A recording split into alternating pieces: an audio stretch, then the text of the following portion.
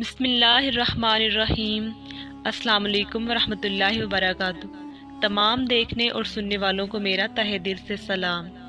ناظرین، جب حضرت آدم علیہ السلام اس دنیا میں تشریف لائے تو ان کو کن کن حالات اور کن کن مشکلات کا سامنا کرنا پڑا، اور وہ اس دنیا میں تشریف لانے کے بعد انہوں نے کون کون سے کام سیکھے، اللہ عز و جل نے ان کے کھانے کا بندوبست کیسے کیا، ان کو کون کون سے پھل عنایت کیے، اور جب وہ اس دنیا میں تشریف لائے تو اللہ عز و جل نے ان کے ساتھ کون کون سی چیزیں نازل کی۔ آج کی یہ ویڈیو اسی عنوان سے متعلق ہے، اس لیے ویڈیو کو مکمل ضرور دیکھیے گا۔ ناظرین، جب حضرت آدم علیہ السلام جنت سے اترے تو ان کے ساتھ جنتی درختوں کے پتے تھے، جن کو حضرت آدم علیہ السلام نے اسی پہاڑ کے اوپر بکھیر دیا۔ پس تمام پاکیزہ غذاؤں کی اصل اور حقیقت جنتی ہے، اور یہی وجہ ہے کہ ہند میں ہر قسم کا پھل اور میوہ پیدا ہوتا ہے۔ اور قسامہ بن زبیر اشری رحمۃ اللہ علیہ روایت نقل کرتے ہیں کہ حضرت آدم علیہ السلام کو توشہ کے طور پر جنت کے پھل عطا فرمائے گئے اور پھر انہیں ہر چیز بنانا سکھائی گئی۔ بس تمہارے یہ تمام پھل جنت کے پھلوں سے پیدا ہوئے۔ فرق صرف اتنا ہے کہ یہ زمینی آب و ہوا کی وجہ سے اپنی حالت تبدیل کر جاتے ہیں، جبکہ جنت کے میوے گلتے سڑتے نہیں۔ ایک اور روایت جو کہ حضرت عبداللہ ابن عباس رضی اللہ تعالیٰ عنہ سے مروی ہے کہ آدم علیہ السلام کے ساتھ جنت کی ہوا بھی تھی، جس کا تعلق جنت کی درختوں اور وادیوں سے جڑا ہوا تھا۔ اس کی وجہ سے جنت کی خوشبو دنیا میں آتی تھی، لہٰذا دنیا میں موجود جتنی بھی خوشبوئیں ہیں وہ جنت کی ہوا کی وجہ سے ہیں۔ آپ علیہ السلام کے دنیا میں تشریف لاتے وقت آپ علیہ السلام کے ساتھ حجر اسود بھی تبھی نازل ہوا، جو اس وقت برف سے بھی زیادہ سفید تھا۔ ناظرین، عصا موسوی جو جنت کے درخت ریحان کی لکڑی کا تھا اور اس کی لمبائی 10 ذراع تھی، یعنی موسیٰ علیہ السلام کے قد کے برابر، وہ بھی اسی وقت حضرت آدم علیہ السلام کے ساتھ ہی نازل ہوا۔ اس کے علاوہ درختوں سے نکلنے والا گوند، لوہے کی سل، ہتھوڑا اور چمٹا بھی ساتھ ہی نازل ہوئے۔ منقول ہے کہ جب آدم علیہ السلام کو پہاڑ پر اتارا گیا تو اس وقت آپ علیہ السلام کا قد مبارک اس قدر تھا کہ آپ علیہ السلام پہاڑ پر کھڑے کھڑے فرشتوں کی آوازیں سن لیتے تھے اور جنت کی ہوا سے لطف اندوز بھی ہوتے تھے۔ پھر انہیں پست قامت یعنی 60 ذراع کر دیا گیا اور اسی قد میں آپ علیہ السلام نے وفات پائی۔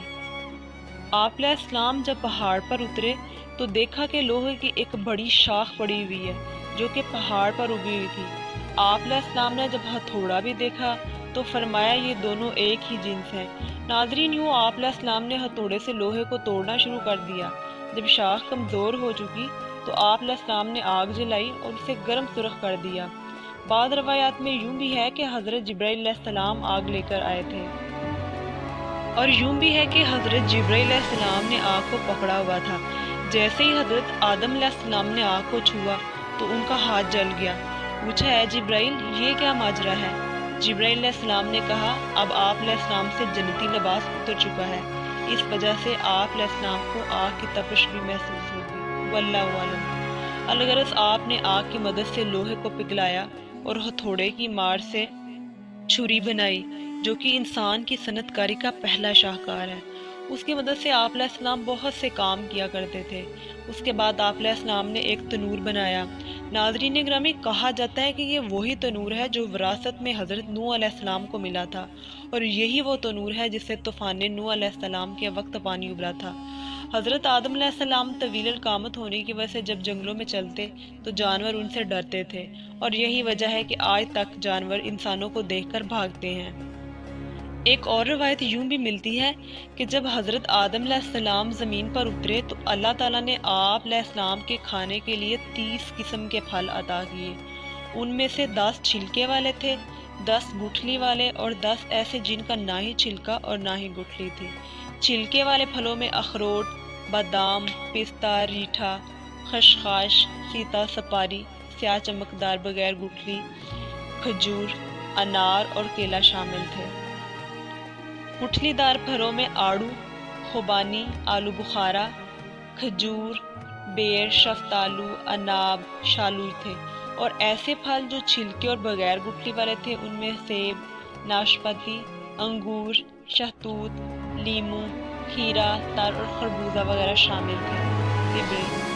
ابھی آدم علیہ السلام کو زمین پر کچھ ہی وقت گزرا تھا کہ آپ کو بھوک محسوس ہونے لگی، جس کے بارے میں آپ نے اللہ سے دعا کی اور حضرت جبرائیل علیہ السلام حاضر ہو گئے۔ ناظرین، حضرت جبرائیل علیہ السلام اپنے ساتھ گندم کے ساتھ دانے لے کر آئے تھے۔ حضرت آدم علیہ السلام نے پوچھا کہ یہ کیا ہے؟ جبرائیل علیہ السلام نے عرض کی کہ یہ وہی ہے جو آپ علیہ السلام کے جنت سے اخراج کا سبب بنی۔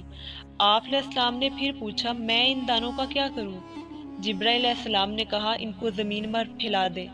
حضرت آدم علیہ السلام نے وہ دانے لیے اور زمین پر پھیلا دیے۔ اللہ تعالیٰ نے ایک ہی گھڑی میں ان کو اگا دیا۔ پھر حضرت جبرائیل علیہ السلام نے کہا فصل کو کاٹے، بس فصل کو کاٹا گیا۔ پھر کہا اس کو جمع کریں اور اپنے ہاتھوں سے رگڑیں۔ حضرت آدم علیہ السلام نے ایسا ہی کیا، پھر پھونک مار کر اس کے بھوسے اڑائے اور باقی صرف دانے رہ گئے۔ پھر اس کے بعد حضرت جبرائیل علیہ السلام آپ علیہ السلام کو 2 پتھروں کے پاس لائے اور ایک پر دانے رکھ کر دوسرے پتھر سے پیسنے کا بتایا۔ حضرت آدم علیہ السلام نے دانوں کو پیسا، پھر ان سے آٹا گوندھا، آگ جلائی اور اس پر روٹی بنائی۔ یوں یہ آگ پر تیار ہونے والی سب سے پہلی روٹی تھی۔